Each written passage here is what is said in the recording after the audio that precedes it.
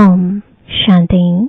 आज 24 मार्च 2025 बाबा के महावाक्य है। मीठे बच्चे, यह ज्ञान तुम्हें शीतल बनाता है। इस ज्ञान से काम क्रोध की आग खत्म हो जाती है। भक्ति से वह आग खत्म नहीं होती। प्रश्न है, याद में मुख्य मेहनत कौन सी है? उत्तर है, बाप की याद में बैठते समय देह भी याद न आए। आत्म अभिमानी बन बाप को याद करो, यही मेहनत है। इसमें ही विघ्न पड़ता है, क्योंकि आधा कल्प देह अभिमानी रहे हो। भक्ति माना ही देह की याद। ओम शांति। तुम बच्चे जानते हो, याद के लिए एकांत की बहुत जरूरत है। जितना तुम एकांत व शांत में बाप की याद में रह सकते हो, उतना झुंड में नहीं रह सकते हो। स्कूल में भी बच्चे पढ़ते हैं तो एकांत में जाकर स्टडी करते हैं। इसमें भी एकांत चाहिए। घूमने जाते हो तो उसमें भी याद की यात्रा मुख्य है। पढ़ाई तो बिल्कुल सहज है, क्योंकि आधा कल्प माया का राज्य आने से ही तुम देह अभिमानी बनते हो। पहला शत्रु है देह अभिमान। बाप को याद करने के बदले देह को याद कर लेते हैं। इसको देह का अहंकार कहा जाता है। यहाँ तुम बच्चों को कहा जाता है आत्म अभिमानी बनो। इसमें ही मेहनत लगती है। अब भक्ति तो छोटी भक्ति होती ही है शरीर के साथ। तीर्थों आदि पर शरीर को ले जाना पड़ता है। दर्शन करना है, यह करना है, शरीर को जाना पड़े। यहाँ तुमको यही चिंतन करना है कि हम आत्मा है। हमको परम पिता परमात्मा बाप को याद करना है। बस जितना याद करेंगे तो पाप कट जाएंगे। भक्ति मार्ग में तो कभी पाप कटते नहीं है। कोई बूढ़े आदि होते हैं तो अंदर में यह वहम होता है, हम भक्ति नहीं करेंगे तो नुकसान होगा, नास्तिक बन जाएंगे। भक्ति की जैसे आग लगी हुई है और ज्ञान में है शीतलता। इसमें काम क्रोध की आग खत्म हो जाती है। भक्ति मार्ग में मनुष्य कितनी भावना रखते हैं, मेहनत करते हैं। समझो बद्रीनाथ पर गए, मूर्ति का साक्षात्कार हुआ, फिर क्या? झट भावना बन जाती है। फिर बद्रीनाथ के सिवाय और कोई की याद बुद्धि में नहीं रहती। आगे तो पैदल जाते थे। बाप कहते हैं, मैं अल्पकाल के लिए मनोकामना पूरी कर देता हूँ, साक्षात्कार कराता हूँ, बाकी मैं इनसे मिलता नहीं हूँ। मेरे बगैर वर्षा थोड़े ही मिलेगा। वर्षा तो तुमको मेरे से ही मिलना है ना। यह तो सभी देहधारी है। वर्षा एक ही बाप रचता से मिलता है। बाकी जो भी है जड़ अथवा चैतन्य, वह सारी है रचना। रचना से कभी वर्षा मिल ना सके। पतित पावन एक ही बाप है। कुमारियों को तो संग दोष से बहुत बचना है। बाप कहते हैं, इस पतित पने से तुम आदि मध्य अंत दुख पाते हो। अभी सब है पतित, तुम्हें अभी पावन बनना है। निराकार बाप ही आकर तुमको पढ़ाते हैं। ऐसे कभी नहीं समझो कि ब्रह्मा पढ़ाते हैं। सबकी बुद्धि शिव बाबा तरफ रहनी चाहिए। शिव बाबा इन द्वारा पढ़ाते हैं। तुम दादियों को भी पढ़ाने वाला शिव बाबा है। उनकी क्या खातिरी करेंगे? तुम शिव बाबा के लिए अंगूर आम ले आते हो। शिव बाबा कहते हैं, मैं तो अभोक्ता हूँ, तुम बच्चों के लिए ही सब कुछ है। भक्तों ने भोग लगाया और बांट कर खाया, मैं थोड़े ही खाता हूँ। बाप कहते हैं मैं तो आता ही हूँ तुम बच्चों को पढ़ाकर पावन बनाने। पावन बनकर तुम इतना ऊंच पद पाएंगे, मेरा धंधा यह है। कहते ही है शिव भगवानुवाच। ब्रह्मा भगवानुवाच तो कहते नहीं है, ब्रह्मावाच भी नहीं कहते हैं। भले यह भी मुरली चलाते हैं, परंतु हमेशा समझो शिव बाबा चलाते हैं। किसी बच्चे को अच्छा तीर लगाना होगा तो खुद प्रवेश कर लेंगे।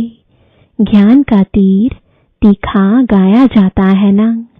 साइंस में भी कितनी पावर है, बॉम्बजादी का कितना धमाका होता है।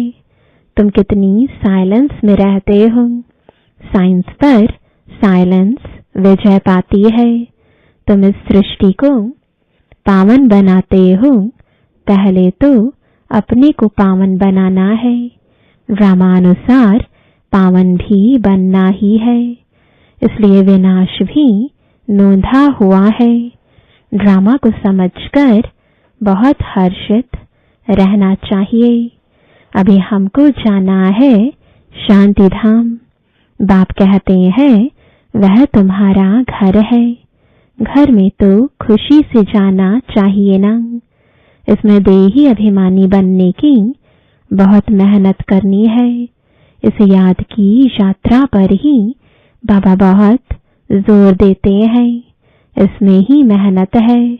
बाप पूछते हैं चलते फिरते याद करना सहज है या एक जगह बैठकर याद करना सहज है।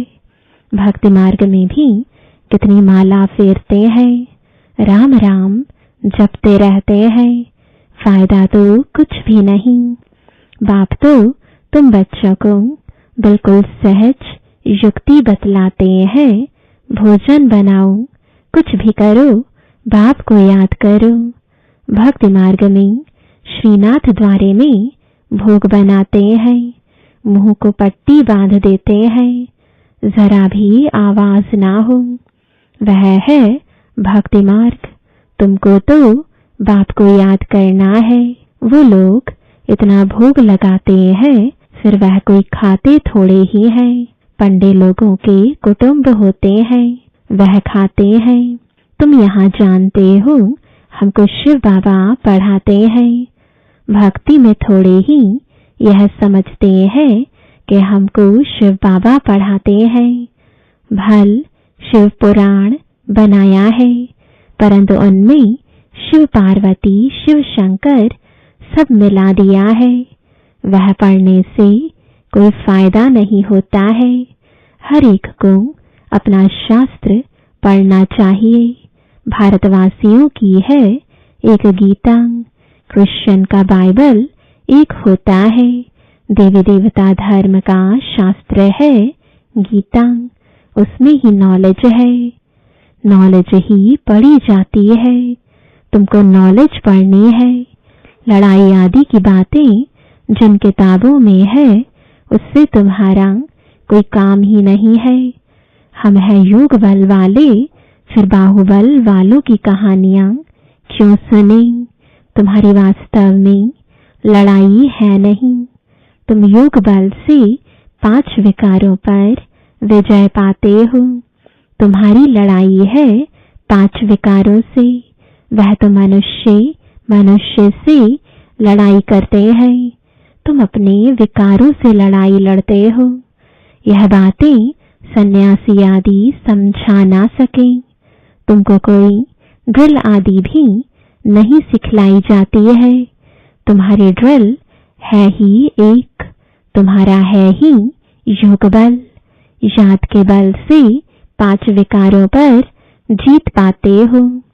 यह 5 विकार दुश्मन है। उनमें भी नंबर 1 है देह अभिमान। बाप कहते हैं तुम तो आत्मा हो ना। तुम आत्मा आती हो, आकर गर्भ में प्रवेश करती हो।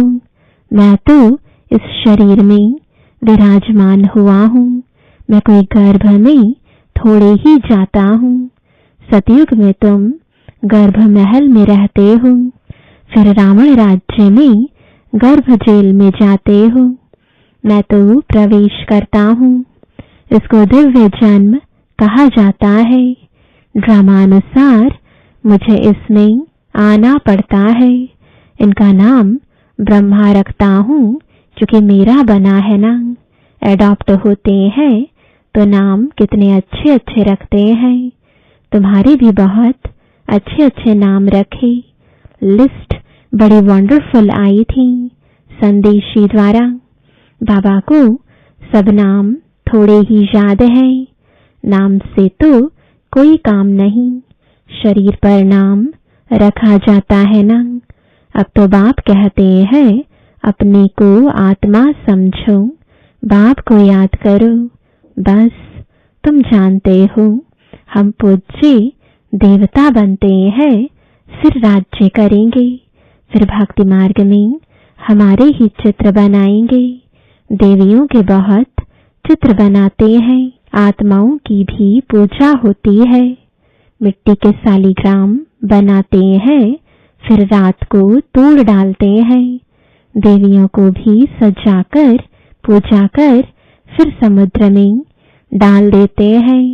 बाप कहते हैं मेरा भी रूप बनाकर खिला पिलाकर फिर मुझे कह देते ठिक्कर भीतर में है। सबसे दुर्दशा तो मेरी करते हैं। तुम कितने गरीब बन गए हो। गरीब ही फिर ऊंच पद पाते हैं। साहूकार मुश्किल उठाते हैं। बाबा भी साहूकारों से इतना लेकर क्या करेंगे। यहाँ तो बच्चों के बूंद बूंद से यह मकान आदि बनते हैं। कहते हैं बाबा हमारी एक ईंट लगा दो। समझते हैं रिटर्न में हमको सोने चांदी के महल मिलेंगे। वहां तो सोना ढेर रहता है। सोने की ईंटें होंगी तब तो मकान बनेंगे। तो बाप बहुत प्यार से कहते हैं मीठे मीठे बच्चों अब मुझे याद करो। अब नाटक पूरा होता है। बाप गरीब बच्चों को साहूकार बनने की युक्ति बताते हैं। मीठे बच्चे तुम्हारे पास जो कुछ भी है ट्रांसफर कर दो। यहाँ तो कुछ भी रहना नहीं है। यहाँ जो ट्रांसफर करेंगे वह नई दुनिया में तुमको 100 गुना होकर मिलेगा। बाबा कुछ मांगते नहीं है, वह तो दाता है। यह युक्ति बताई जाती है। यहाँ तो सब मिट्टी में मिल जाना है। कुछ ट्रांसफर कर देंगे तो तुमको नई दुनिया में मिलेगा। इस पुरानी दुनिया के विनाश का समय है। यह कुछ भी काम में नहीं आएगा। इसलिए बाबा कहते हैं घर घर में यूनिवर्सिटी कम हॉस्पिटल खोलो जिससे हेल्थ और वेल्थ मिलेगी। यही मुख्य है। अच्छा मीठे मीठे सिकिलदे बच्चों प्रति माता पिता बाप दादा का याद प्यार और गुड मॉर्निंग। रूहानी बाप की रूहानी बच्चों को नमस्ते। रूहानी बच्चों की रूहानी बाप दादा को गुड मॉर्निंग और नमस्ते। रात्रि क्लास 12 मार्च 1968। इस समय तुम गरीब साधारण माताएं पुरुषार्थ करके उच्च पद पा लेती हो। यज्ञ में मदद आदि भी माताएं बहुत करती हैं। पुरुष बहुत थोड़े हैं जो मददगार बनते हैं। माताओं को वारिस बनने का नशा नहीं रहता। वह बीज बोती रहती, अपना जीवन बनाती रहती। तुम्हारा ज्ञान है यथार्थ, बाकी है भक्ति।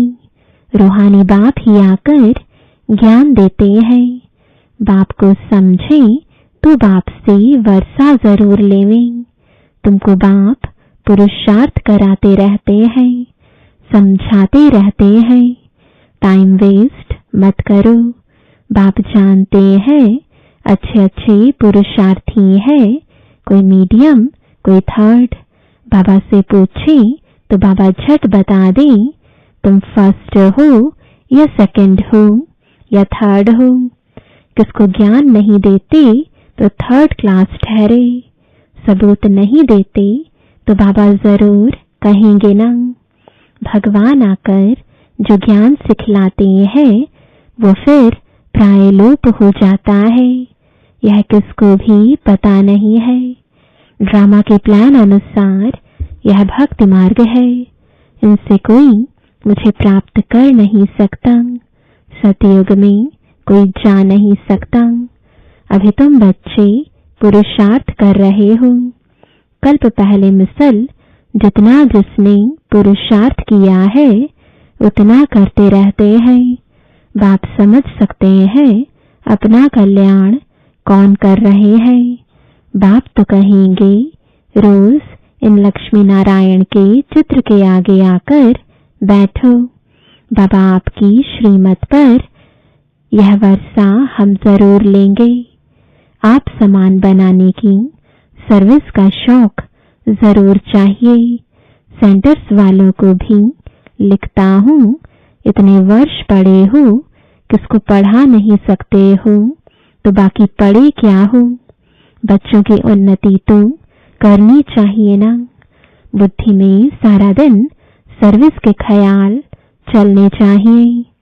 तुम वानप्रस्थी हो ना, वानप्रस्थियों के भी आश्रम होते हैं, वानप्रस्थियों के पास जाना चाहिए। मरने के पहले लक्ष्य तो बता दो, वाणी से परे तुम्हारी आत्मा जाएगी कैसे। पतित आत्मा तो जा ना सके। भगवान वाच माम एकम याद करो तो तुम वानप्रस्थ में चले जाएंगे। बनारस में भी सर्विस ढेर है, बहुत साधु लोग काशीवास के लिए वहां रहते हैं। सारा दिन कहते रहते हैं शिव काशी विश्वनाथ गंगा। तुम्हारे अंदर में सदैव खुशी की ताली बजती रहनी चाहिए। स्टूडेंट होना, सर्विस भी करते हैं, पढ़ते भी हैं। बाप को याद करना है, वर्षा लेना है। हम अब शिव बाबा के पास जाते हैं। यह मन मना भव है, परंतु बहुतों को याद रहती नहीं है। झरमुई झगमुई करते रहते। मूल बातें है याद की, याद ही खुशी में लाएगी। सभी चाहते तो है कि विश्व में शांति हो। बाबा भी कहते हैं उन्हें समझाओ कि विश्व में शांति अब स्थापन हो रही है। इसलिए बाबा लक्ष्मी नारायण के चित्र को जास्ती महत्व देते हैं। बोलो यह दुनिया स्थापन हो रही है जहाँ सुख, शांति, पवित्रता सब था। सभी कहते हैं विश्व में शांति हो। प्राइज भी बहुतों को मिलती रहती है। वर्ल्ड में पीस स्थापन करने वाला तो मालिक होगा ना।